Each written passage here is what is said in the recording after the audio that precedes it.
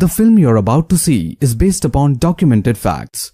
Views and opinions expressed in this program are purely independent, and we do not promote a company, association or individual through this video. जी, network industry के बारे में मैं ये समझता हूँ कि काफ़ी इससे लोगों को काफ़ी फ़ायदा हो गया है। ठीक है, एक तरीके से लोगों को रोज़गार मिल जाता है इससे।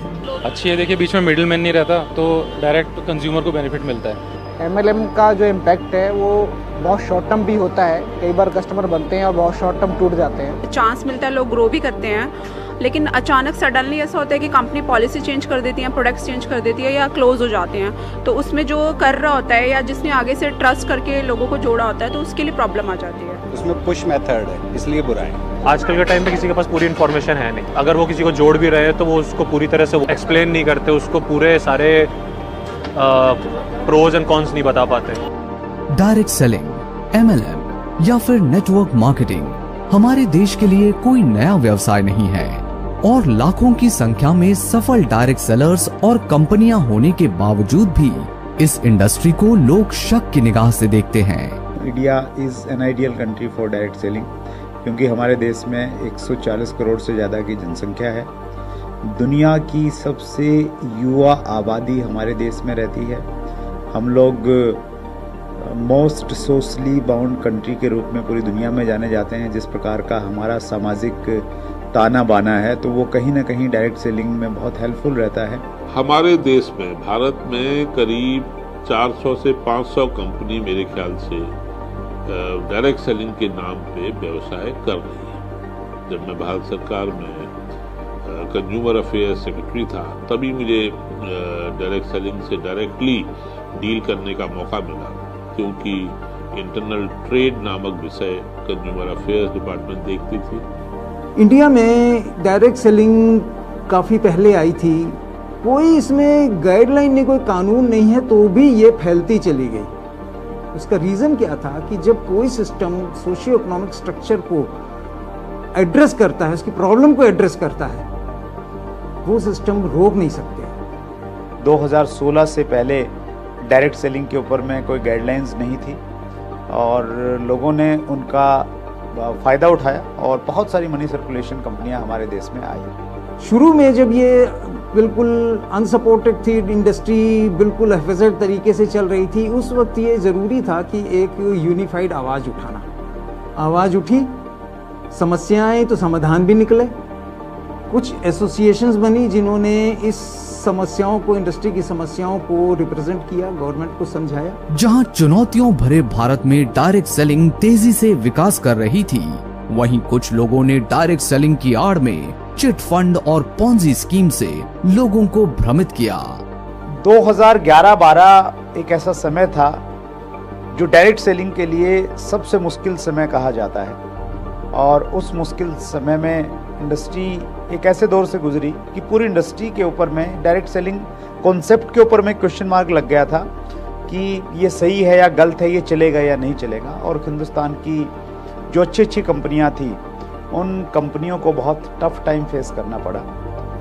दिसंबर 2011 से लेके अक्टूबर 2012 तक हमने अपने आंदोलन की शुरुआत की थी दिल्ली के रामलीला मैदान से। उसके बाद हम लोग जंतर मंतर पे रहे लगभग 13-14 दिन। उसके बाद में हम लोग जयपुर के उद्योग मैदान में 150 से ज़्यादा दिन का लगातार हम लोगों ने वहाँ पे धरना दिया और फाइनली उसके बाद में राजस्थान गवर्नमेंट डायरेक्ट सेलिंग की गाइडलाइन लेके आई और उसके बाद में राजस्थान में पर्टिकुलरली डायरेक्ट सेलिंग के लिए चीज़ें थोड़ी आसान हो गई और जो कंपनियां बंद थी वो वहाँ पे चालू हो गई। एक चीज़ समझ में आ गई कि अगर कंपनी को बचाना है तो कंपनी तभी बचेगी जब इंडस्ट्री बचेगी, और इंडस्ट्री में मैं एज ए लीडर क्या कंट्रीब्यूट कर सकता हूं वो मैंने सोचा और इस दिशा में मैं थोड़ा सा आगे बढ़ा और मुझे अपॉर्चुनिटी मिली DSDWA direct selling distributor welfare association का फाउंडर प्रेसिडेंट बनने की। और वहाँ मैंने प्रयास किया कि जो जिम्मेवारी मुझे मिली है उस जिम्मेवारी को मैं अच्छे से निभाऊं। और हम लोगों ने RTI राइट टू इन्फॉर्मेशन, जो एक हमारे देश में एक अच्छी व्यवस्था है जिसके तहत आप सरकार से बहुत सारे प्रश्न पूछ सकते हैं जो प्रश्न पब्लिक डोमेन में नहीं रहते हैं। तो हमने डायरेक्ट सेलिंग के बारे में RTI लगाई कि डायरेक्ट सेलिंग जो कॉन्सेप्ट है ये इंडिया में लीगल है या नहीं है। हमने 7 मिनिस्ट्रियों को चूज़ किया और 7 में RTI लगाई। RTI लगाने के बाद हमने ये पूछा कि हमारे पास ये समस्याएं हैं, इनको समस्या लेकर हम किसके पास जाएं। तो एक मैरी गो राउंड शुरू हुआ और जब जवाब आए तो इस मिनिस्ट्री ने उसको, उसने उसको, कुछ इस तरीके से हमको इधर से उधर भेज दिया। उन सारे जवाब को नत्थी करके हमने PMO में RTI लगा दी। एक कमेटी बनी, इंटरनल मिनिस्ट्रियल कमेटी। उस कमेटी का मेन काम ये था, ये देखना, ये जानना कि डायरेक्ट सेलिंग जो बिजनेस है ये सही है या नहीं है, और अगर ये सही है तो इसकी क्या कोई गाइडलाइन होनी चाहिए। बार बार डायरेक्ट सेलिंग इंडस्ट्री के रिप्रेजेंटेटिव्स को मिलके मुझे ये लगा कि यस, एक कोई कानून की जरूरत है। 2 साल लगे अपने आप को ये पहचानने में कि हमारा सुनवाई कहाँ होगी। गाइडलाइन जो सेंट्रल की 2016 में आई है, उससे कहीं पहले सन 2012 में राजस्थान स्टेट की गाइडलाइन आ चुकी थी। उसमें federation of direct selling association का उसमें उल्लेख भी है कि उनकी मांग पर ये दिया जा रहा है। वर्ष 2020 डायरेक्ट सेलिंग के इतिहास में महत्वपूर्ण मील का पत्थर साबित हुआ। जुलाई 2020 से कानून में इसको कहा गया कि ये एक ऐसी प्रोडक्ट सेलिंग प्रक्रिया है जो कि नेटवर्क के थ्रू काम करती है। तो ये बहुत बड़ी जो उपलब्धि डायरेक्ट सेलर्स के लिए थी, डायरेक्ट सेलिंग कंपनीज के लिए थी। इसके बाद विद इन अ ईयर, 1 साल में ही 28 दिसंबर 2021 को कंज्यूमर प्रोटेक्शन एक्ट के अंदर डायरेक्ट सेलिंग के नियम, रूल्स बन गए। डायरेक्ट सेलिंग रूल्स 2021 जो कि भारत सरकार ने 28 दिसंबर 2021 को नोटिफाई की। डायरेक्ट सेलिंग को लीगल रिकॉग्निशन मिल गया है, सोशल रिकॉग्निशन भी मिल गया है। कुछ यूनिवर्सिटीज में डायरेक्ट सेलिंग को पढ़ाया जाने लग गया है, लेकिन उसके बावजूद आज भी डायरेक्ट सेलिंग को अच्छी निगाहों से नहीं देखा जाता। डायरेक्ट सेलिंग को आज भी स्कैम समझा जाता है, और जो लोग समझने वाले हैं वो गलत नहीं है, वो सही हैं, क्योंकि डायरेक्ट सेलिंग के नाम पे ज़्यादातर स्कैम हुए हैं। एसोसिएशंस अगर होंगी तो एसोसिएशन लोगों को टीच करने का भी काम करेंगी, लोगों में जागरूकता फैलाने का काम करेंगी। इस इंडस्ट्री में जहाँ पर पैसा नहीं लग रहा काम शुरू करने के लिए, जहाँ पर आपको कोई टेक्निकल स्किल नहीं चाहिए काम शुरू करने के लिए, कोई आपको यहाँ पर रिस्क नहीं है, इस वजह से कोई भी कैसा भी व्यक्ति यहाँ पर आ जाता है। आज एक्ट द्वारा जितनी सुरक्षा कानूनी रूप से चल रही डायरेक्ट सेलिंग कंपनीज को मिली है, उतनी ही सुरक्षा एक कंज्यूमर या डायरेक्ट सेलर को भी मिली है। कंज्यूमर प्रोटेक्शन एक्ट में एक कंज्यूमर के 6 राइट्स हैं। सबसे पहला राइट है the product should be safe. Traditional marketing में एक बहुत बड़ा इश्यू है कि वहाँ पे बहुत सारा डुप्लीकेट प्रोडक्ट सही प्रोडक्ट के साथ मार्केट में आ जाता है। डायरेक्ट सेलिंग में वो इशू खत्म हो जाता है। तो कंज्यूमर जब डायरेक्ट सेलिंग का प्रोडक्ट कोई भी कंज्यूम करता है तो उसके दिमाग में बिल्कुल भी ये संदेह नहीं रहता कि ये प्रोडक्ट असली है, नकली है।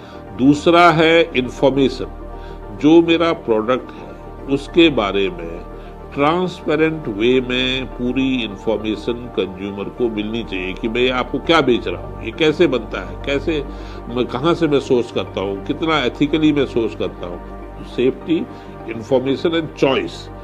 कंज्यूमर को एक प्रोडक्ट खरीदने के लिए चॉइस देना बहुत जरूरी है। चौथा राइट है एजुकेशन का। कंज्यूमर को अपने प्रोडक्ट के बारे में पूरा एजुकेट करें। और आप देखेगा, आप लोग जो डायरेक्ट सेलर इस वीडियो को देख रहे होंगे, आप लोग हर समय यही चीजें कंज्यूमर को बताने की कोशिश करते हैं। तो आप डायरेक्टली, इसलिए मैं कहता हूँ कि डायरेक्ट सेलिंग चैलेंज को लेते हुए मार्केटिंग है, ये आसान नहीं है। इसीलिए जो सोचते हैं कि तो बड़ा आसान है, इसमें तो भाई एक का माल दूसरे को बेच दो और हम व्यवहार करें या ना करें कोई मतलब नहीं रहता। तो ऐसे लोग मेरे ख्याल से डायरेक्ट सेलिंग में ना आए तो अच्छा है, क्योंकि डायरेक्ट सेलिंग में आपको बहुत विनम्र होना पड़ेगा, आपको बहुत धीरज से काम करना पड़ेगा।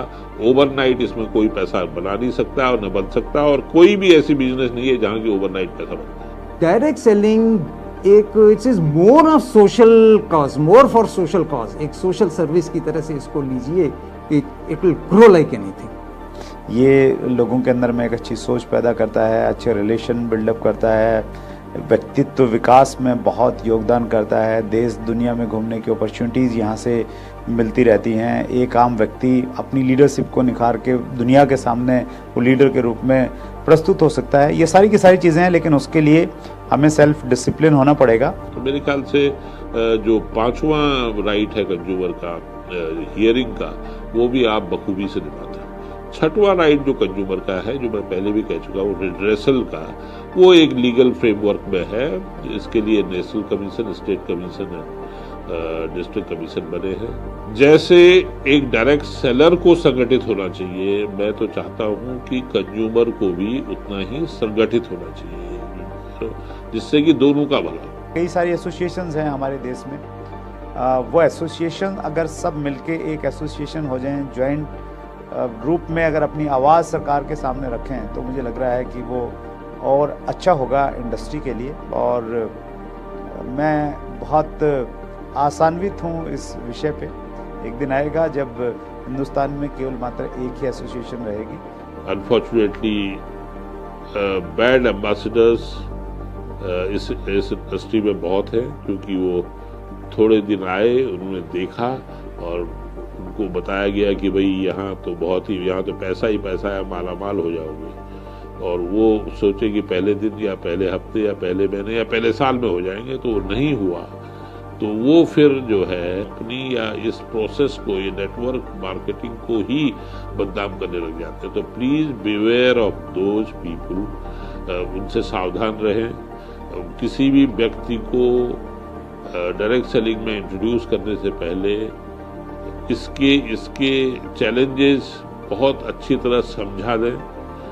डायरेक्ट सेलिंग इंडस्ट्री में हमारे यहाँ पे कल्चर है कि जो भी लोग अचीवर बनते हैं, जिनकी ज़िंदगी में बदलाव आए हैं, उनको हम लोग दूसरे लोगों के सामने प्रस्तुत करते हैं, ताकि नए लोगों को प्रेरणा मिले और वो रिलेट करें कि जब इसकी ज़िंदगी में इतने बदलाव आ गए तो मेरी ज़िंदगी में भी आ सकते हैं।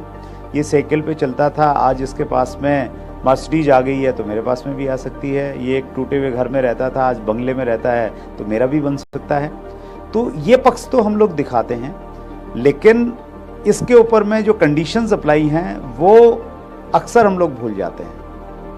वो कंडीशंस बतानी ज़रूरी हैं कि इसके लिए कितना संघर्ष करना पड़ता है, कितना टाइम देना पड़ता है। अगर हम लोग उस प्रकार से अगर कहीं ना कहीं बताएंगे तो एक अच्छा संदेश जाएगा। और जो लोग किसी लालच के बस में आ जाते हैं, या कुछ लोग ये मान लेते हैं कि डायरेक्ट सेलिंग तो एक लॉटरी जैसा है कि अगर लॉटरी लग गई, और बहुत सारे लोग कहते भी हैं कि ये तो किस्मत का काम है, किसकी अच्छी चल गई तो वो कामयाब हो जाता है, किसी के नीचे 2 लोग अच्छे 4 लोग अच्छे मिल गए तो